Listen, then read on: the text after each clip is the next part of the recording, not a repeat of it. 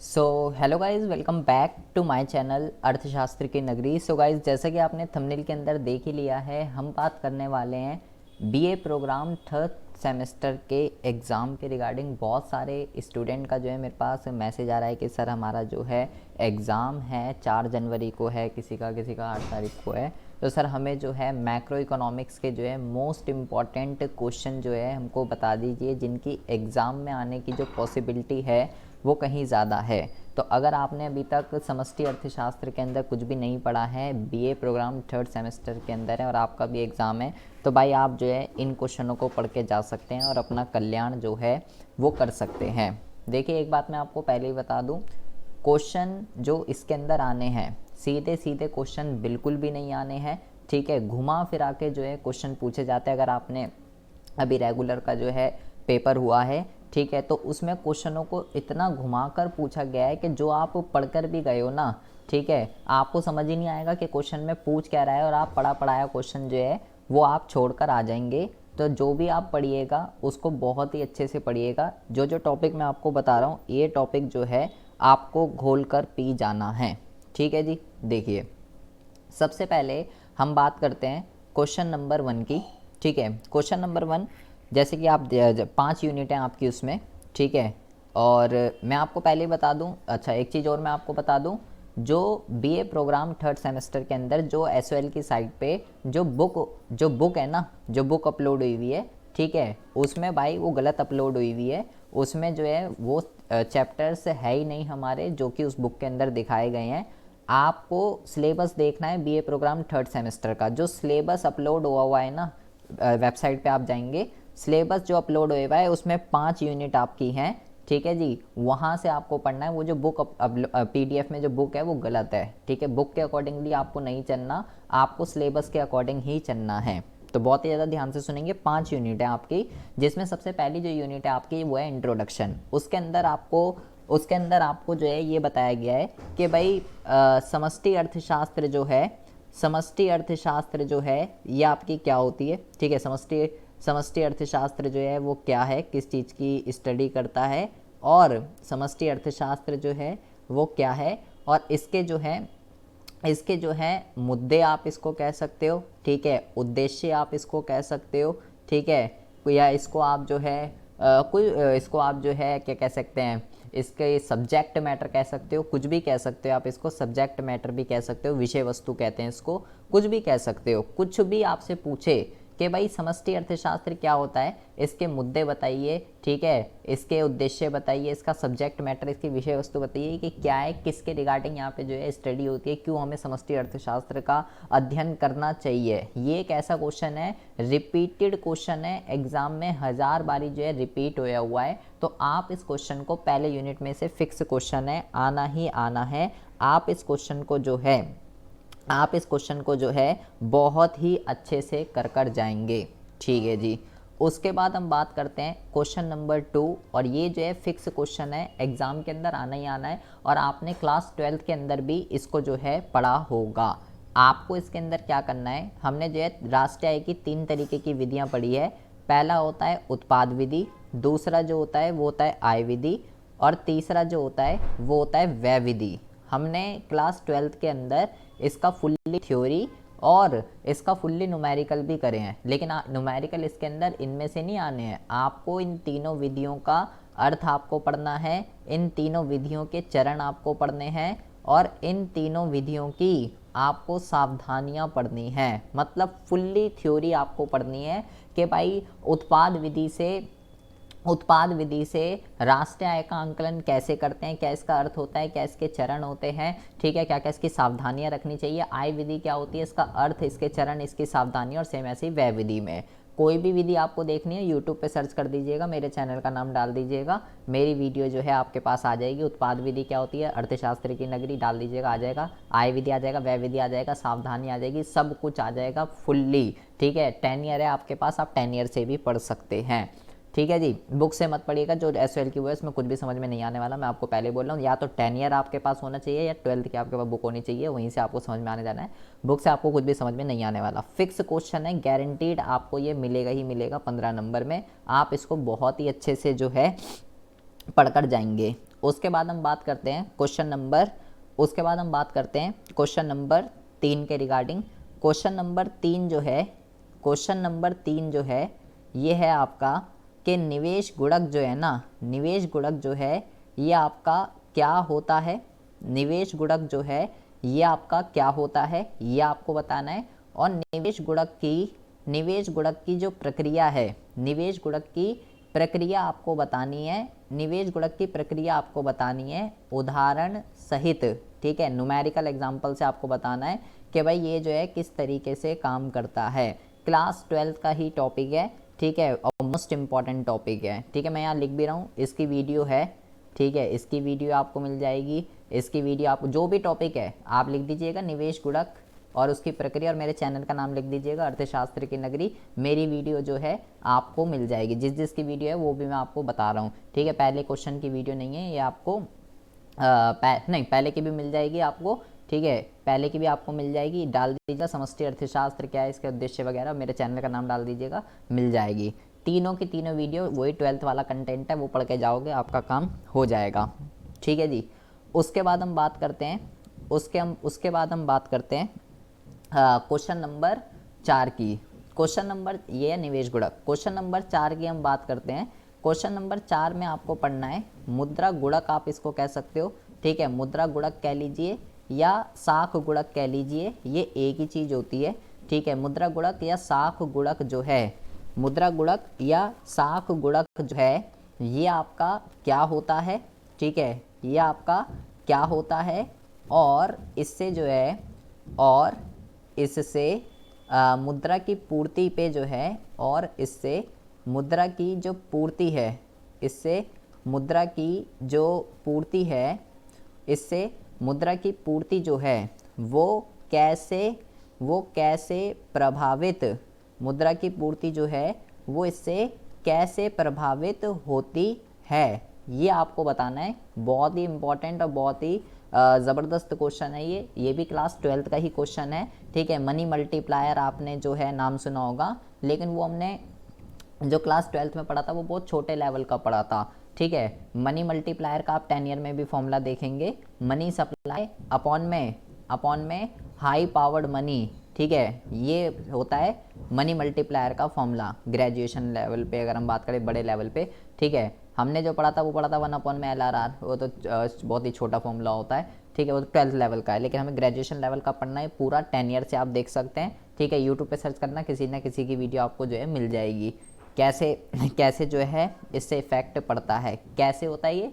जो commercial bank होते हैं, वाणिज्य बैंक, वो क्या करते हैं, वो जो है मुद्रा का सर्जन करते हैं, मनी क्रिएशन, ठीक है। हमने जो है क्लास 12th में पढ़ा था कि बैंक पैसे से पैसे कैसे बनाते हैं, मुद्रा का सर्जन कैसे करते हैं, तो उससे जो है ये इफेक्ट पड़ता है। मनी क्रिएशन नहीं बताना है हमें यहाँ पे आपको, ठीक है। लिख के आता है कि भाई कमर्शियल बैंक जो है मुद्रा गुणक क्या होता है, और जो है मुद्रा की पूर्ति को जो है कमर्शियल बैंक मुद्रा का सर्जन करके किस तरीके से प्रभावित करते हैं, ऐसा क्वेश्चन आता है, ठीक है जी। उसके बाद हम बात करते हैं क्वेश्चन नंबर 5 की।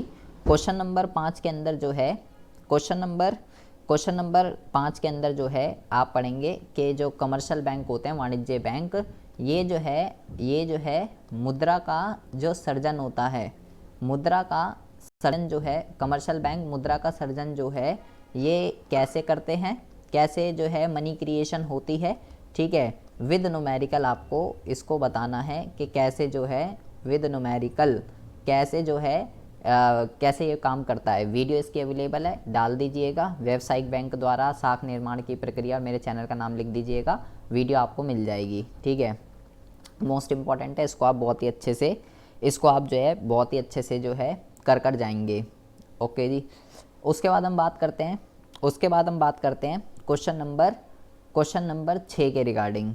क्वेश्चन नंबर 6 के अंदर जो है आप APC, APS, MPC, ठीक है, APC, APS, MPC, MPS, ये जो हैं ये सब क्या होते हैं, इनका आपस में क्या संबंध होता है, किसकी वैल्यू ज़्यादा होती है, किसकी वैल्यू कम होती है, ठीक है। और यहाँ पे सबसे इम्पोर्टेंट जो है ये है आपका उपभोग फलन, ठीक है। एपीसी, एपीएस, एमपीसी, एमपीएस और उपभोग फलन। उपभोग फलन का जो है अर्थ और इसको प्रभावित करने वाले घटक, उपभोग फलन का अर्थ और प्लस इसको प्रभावित करने वाले घटक, पूरा का पूरा 12th का है। डाल दीजिएगा एपीसी, एपीएस, एमपीसी, एमपीएस, मेरे चैनल का नाम डाल देना, वीडियो आपको इसकी मिल जाएगी, ठीक है। और उपभोग फलन वगैरह क्या होता है सब मिल जाएगा। बस इसके प्रभावित करने वाले घटक जो हैं, 2-3 घटक जो हैं वो पढ़ लीजिएगा। किससे? अपने 10 ईयर से। प्रभावित करने वाले घटक नहीं मिलेंगे। उपभोग फलन क्या होता है, उसका अर्थ, उसका पूरा प्रोसेस, उसका समीकरण सब कुछ मिल जाएगा। 2-3 पॉइंट में घटक आते कौन कौन उसको प्रभावित करते हैं, जैसे आय वगैरह जो है वो यहाँ पे आपको लिखना है। इम्पॉर्टेंट क्वेश्चन है बहुत ज़्यादा, ये आप जो है यहाँ से पढ़ कर जाएंगे। उसके बाद हम बात करते हैं क्वेश्चन नंबर 7 के रिगार्डिंग। क्वेश्चन नंबर 7 एक बेटा बहुत ही इंपॉर्टेंट क्वेश्चन है, फिक्स क्वेश्चन है। क्वेश्चन नंबर 7 में आप जो पढ़ के जाएंगे इसको कहते हैं कि शुद्ध निर्यात फलन जो है ना, शुद्ध निर्यात फलन, शुद्ध निर्यात फलन जो है ये क्या होता है, इसका आपको जो है अर्थ बताएं और जो है इसके खिसकने के जो है हमको कारण बताते हैं। अभी जो रेगुलर के अंदर एक क्वेश्चन आया बहुत ज़्यादा घुमा फिरा के, मतलब शुद्ध निर्यात फलन आपको ये बताता है एक देश ने कितना निर्यात करा है और कितना आयात किया है। निर्यात और आयात के अंतर को जो है शुद्ध निर्यात फलन कहते हैं। तो प्रॉपर इसको आपको बताना है, इसका अर्थ, इसका खिसकने के कारण, ठीक है, क्या ये होता है। ये एक बहुत ही इंपॉर्टेंट क्वेश्चन है, इतना घुमा फिरा के पूछा गया कि आप समझ ही नहीं पाओगे कि ये शुद्ध निर्यात फलन से आपका क्वेश्चन पूछा गया है, ठीक है। तो इसको आप बहुत ही अच्छे से पढ़ के जाइएगा ये क्या है। उसके बाद हम बात करते हैं क्वेश्चन नंबर 8 के रिगार्डिंग। क्वेश्चन नंबर 8 के अंदर जो है बहुत ही ज़्यादा इंपॉर्टेंट है, ध्यान से समझिएगा। क्वेश्चन नंबर 8 के अंदर आपको जो है क्या पढ़ना है, मुद्रा का जो है सिद्धांत आपको पढ़ना है। ये तो ऐसा क्वेश्चन है, ये आप घर से ही लिख के ले जा सकते हैं, फिक्स क्वेश्चन एग्जाम में आना ही आना है, गारंटीड, ठीक है। इसके अंदर आपको क्या पढ़ना है, इसके अंदर आपको पढ़ना है क्वांटिटी थ्योरी ऑफ मनी, ठीक है, क्वांटिटी थ्योरी ऑफ मनी एक तो ये पढ़ना है, और किन्स का और ये क्वांटिटी थ्योरी ऑफ मनी जो है ये फिशर की है, ठीक है, फिशर की क्वांटिटी थ्योरी है। और किन्स का और फिशर का दोनों की क्वांटिटी थ्योरी ऑफ मनी आपको जो है पढ़ के जानी है भाई। फिक्स क्वेश्चन है, फिक्स गारंटीड, एग्ज़ाम के अंदर जो है आना ही आना है, ठीक है। बहुत ही आसान है क्वांटिटी थ्योरी ऑफ मनी और किन्स की, ठीक है। इसकी वीडियो नहीं होगी, यूट्यूब पे आप सर्च कर लीजिएगा, इंग्लिश में मिलेंगी, हिंदी में एक आधा मिल जाएगी शायद, देख लीजिएगा। क्या कहते हैं, या तो उसकी मिल जाएगी आपको, क्या कहते हैं, स्टडी 24 उदयपुर, उसकी देख लीजिएगा, कोई ना कोई वीडियो मिल जाएगी। मेरे चैनल पर इसकी वीडियो नहीं है, लेकिन ये दोनों बहुत ही इंपॉर्टेंट है, एग्ज़ाम के अंदर ये जो है आने ही आने हैं। उसके बाद हम बात करते हैं क्वेश्चन नंबर 9 के रिगार्डिंग। क्वेश्चन नंबर 9 जो है इसमें जो है ये है आपका राजकोषीय नीति, ठीक है। राजकोषीय नीति जो है ये क्या होती है, राजकोषीय नीति या मौद्रिक नीति, राजकोषीय नीति और मौद्रिक नीति दोनों की दोनों जो नीतियां हैं इसका अर्थ क्या होता है, ठीक है, इसका अर्थ क्या होता है, और अर्थव्यवस्था को किस तरीके से जो है जब इन पॉलिसीज़ के अंदर चेंज आता है तो किस तरीके से प्रभावित करते हैं, और भाई इसके उपकरण, ठीक है। 12th का ही क्वेश्चन है, ठीक है। CRR, SLR, रेपो रेट, जो हमने सारा 12th के अंदर पढ़ा था सब कुछ वही है, ठीक है जी।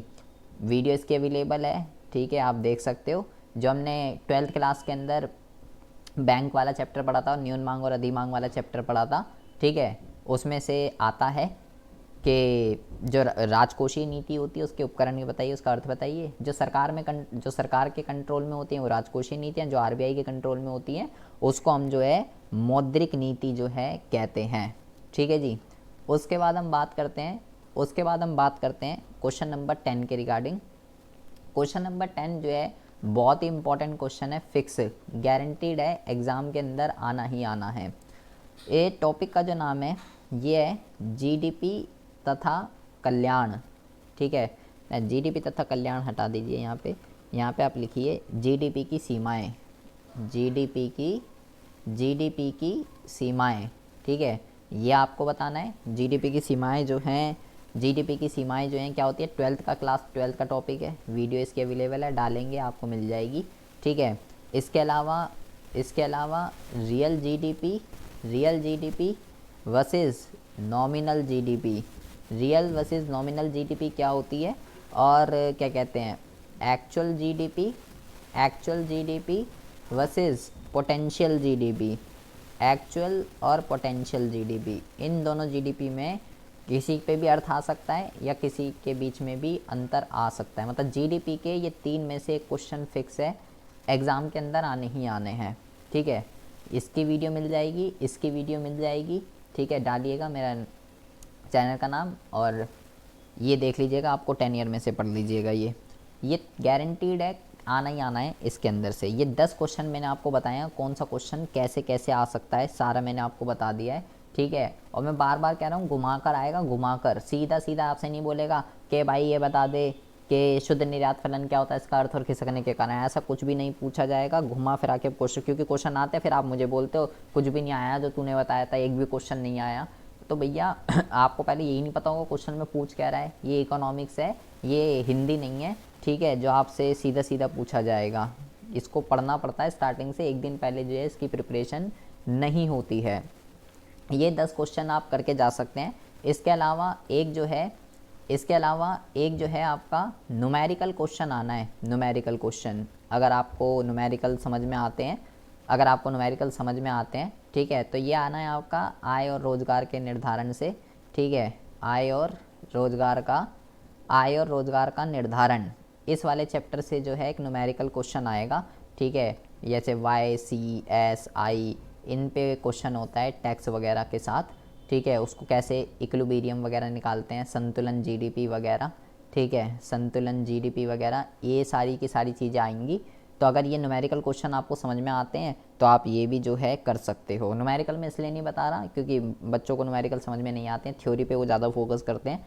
तो ये आपके लिए ऑप्शन है, जिसको आते हैं वो इस टाइप के न्यूमेरिकल कर सकते हैं, बहुत ज़्यादा आसान होते हैं, आप इसको जो है कर सकते हैं, ठीक है जी। ये आप जो है क्वेश्चनों को प्रिपेयर कर लीजिए, आपका कल्याण जो है इसी के अंदर है, इसी से ही आपका कल्याण जो है आपका हो जाएगा, ठीक है जी। आई होप आपको समझ में आ गया होगा किसकी वीडियो है, कैसे में है। जो भी ना मिला आप मेरे को कमेंट बॉक्स में कमेंट करके मेरे से ले सकते हैं, मैं शेयर कर दूंगा, ठीक है जी। तो इस वीडियो को ज़्यादा से ज़्यादा शेयर करिएगा, सबको इसकी बहुत ज़्यादा ज़रूरत है। तब तक के लिए have a good day, bye bye, take care.